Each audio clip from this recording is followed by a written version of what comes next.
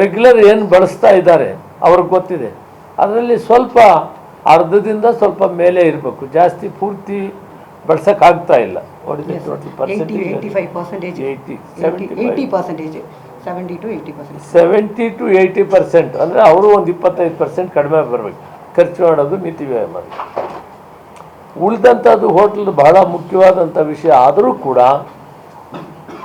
ನಾವು ಎಲೆಕ್ಟ್ರಿಕ್ ಸ್ಟವ್ನ ಉಪಯೋಗಿಸಿದೆ ಅಂತ ಮೊನ್ನೆನೂ ಹೇಳಿದ್ದೀನಿ, ಇವತ್ತು ಅವ್ರಿಗೆ ಹೇಳ್ತೀನಿ, ಹೋಟ್ಲ್ ಮಾಲೀಕರಿಗೆ ಅವಕಾಶ ಇದೆ, ಅವರು ಎಲೆಕ್ಟ್ರಿಕ್ ಸ್ಟವನ್ನು ಉಪಯೋಗಿಸಬೇಕು. ಅವೈಲಬಿಲಿಟಿ ಎಷ್ಟು ಉಳಿದೆ, ಈ ಎಸೆನ್ಷಿಯಲ್ ಸರ್ವಿಸಸ್ ಬಿಟ್ಟರೆ ಇನ್ನು 1,000 ಸಿಲಿಂಡ್ರು ಒಂದು ದಿನಕ್ಕೆ ನಮಗೆ ಅವಕಾಶ ಇದೆ.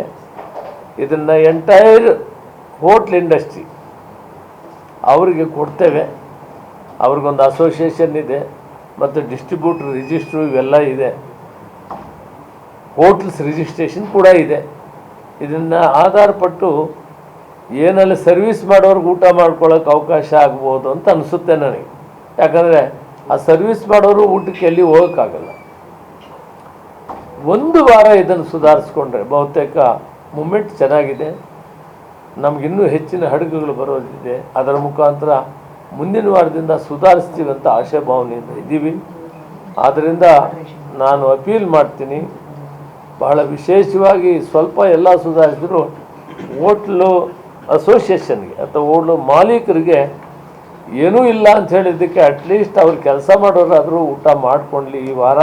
ಅದಾದಮೇಲೆ ಇಂಪ್ರೂವ್ಮೆಂಟ್ ಆಗಲೇ ಆಗ್ತದೆ ಅಂತ ನಾನು ಆಶಾಭಾವನೆ ಇದ್ದೀನಿ.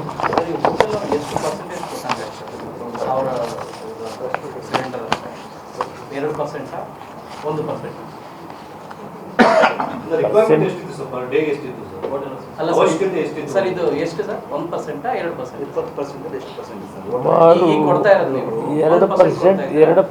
ಇರ್ತದೆ.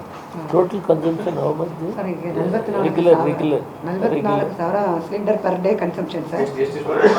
ಇಡೀ ನಮ್ಮ ಕರ್ನಾಟಕದಲ್ಲಿ ಒಂದು ದಿನಕ್ಕೆ 44,000 ಸಿಲಿಂಡರ್ ಅನ್ನು ನಾವು ಕಮರ್ಷಿಯಲ್ ಆಗಿ ಡಿಸ್ಟ್ರಿಬ್ಯೂಟ್ ಮಾಡ್ತಾ ಇದ್ದೀವಿ.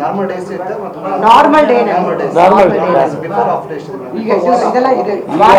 ಈ ಎಸೆನ್ಷಿಯಲ್ ಎಲ್ಲ ಕೊಟ್ಟು ಉಳಿದಿದ್ದನ್ನೇ ನಾವು ಕೊಡೋಕ್ಕಾಗುತ್ತೆ. ಯಾಕಂದರೆ ಇವ್ಯಾವೂ ನಿಲ್ಸೋಕ್ಕಾಗಲ್ಲ, ಆಟೋ ನಿಲ್ಸೋಕ್ಕಾಗಲ್ಲ.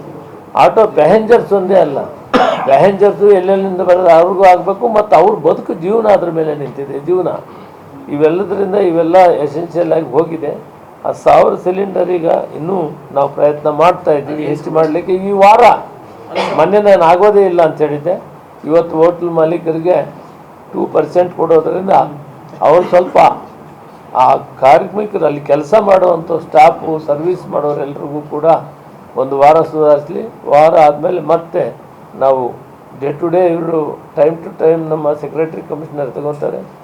ಸೊ ಇವರು ಕೂಡ Indian oil corporation main, they are the coordinators, ಮತ್ತು BPCL ಮೇಯ್ನ್ ಮತ್ತು HPCL ಅವರು ಕೂಡ ದಿನ ಟಚ್ಚಲ್ಲಿ ಇರ್ತಾರೆ. ಎವ್ರಿ ಡೇ ಏನು ಇಂಪ್ರೂವ್ಮೆಂಟ್ ಆದರೂ again will come back to the supply ಮಾಡೋಕ್ಕೆ. ಯಾಕಂದರೆ ಇವಾಗ ಸ್ವಲ್ಪ ಸರಿ ಹೋಗಿದೆ, ಇನ್ನು ಇಂಪ್ರೂವ್ಮೆಂಟ್ ಆಗಿದ್ದೆಲ್ಲನೂ ಹೋಟ್ಲವ್ರು ಕೊಡೋಕ್ಕೆ ಏರ್ಪಾಟ್ ಮಾಡ್ತಾರೆ. 1,000 ಸಿಲಿಂಡರ್ ಪರ್ ಡೇ. ಅವ್ರ ಬೇಡಿಕೆ 30,000 ಇರ್ತದೆ ದಿನಕ್ಕೆ ನಾರ್ಮಲ್ ಟೈಮಲ್ಲಿ. ಬೆಂಗಳೂರಿಲ್ಲ, ಟೋಟಲ್ ಮಾಲಿ ಅಲ್ಲ. ನಾನು ಹೇಳಿದ್ನಲ್ಲ, ಅದು ಹೇಳುವಂಥದ್ದಲ್ಲ, ಅನಿವಾರ್ಯವಾಗಿ ಉಳಿದಿದ್ದನ್ನಾದ್ರೂ ಕೊಡೋಣ. ಆ ಕೆಲಸ ಮಾಡೋರ್ಗಾದ್ರೂ ಅವ್ರ ಅಡಿಗೆ ಮಾಡ್ಕೊಳ್ಳಿ ಅಂತ ತಾವು ಕೂಡ ದಯವಿಟ್ಟು ಅರ್ಥ ಮಾಡ್ಕೊಳ್ಳಿ. ಗ್ರಾಹಕರಿಗೆ ಇಲ್ಲಿ ತಲುಪೋದಿಲ್ಲ ಅಂತ ಸರ್, ಇಡೀ ರಾಜ್ಯಕ್ಕೆ ಇರೋದೇ ಪ್ರತಿಶತ ಕಡಿಮೆ. ಇಲ್ಲಿ ಕಾರ್ಮಿಕರಿಗೆ ಮಾತ್ರ ಮೊದಲು ಆದ್ಯತೆ ಅಂತ ಹೇಳಿ ಗ್ರಾಹಕರಿಗೆ ಅನ್ವಯ ಆಗಲ್ಲ. ಈ ಗ್ರಾಹಕರು ಕೊಡಕ್ಕೆ ಆಗ್ತಾ ಇಲ್ವಲ್ಲ, ಅಲ್ಲಿ ಸರ್ವಿಸ್ ಮಾಡೋರು ಎಲ್ಲಿ ಹೋಗೋದು, ಅವ್ರು ಬೇರೆ ಎಲ್ಲಿ ಹೋಗೋಕ್ಕಾಗಲ್ಲ. ಆದ್ದರಿಂದ ಅಲ್ಲ ಸರ್, ಬೆಂಗಳೂರು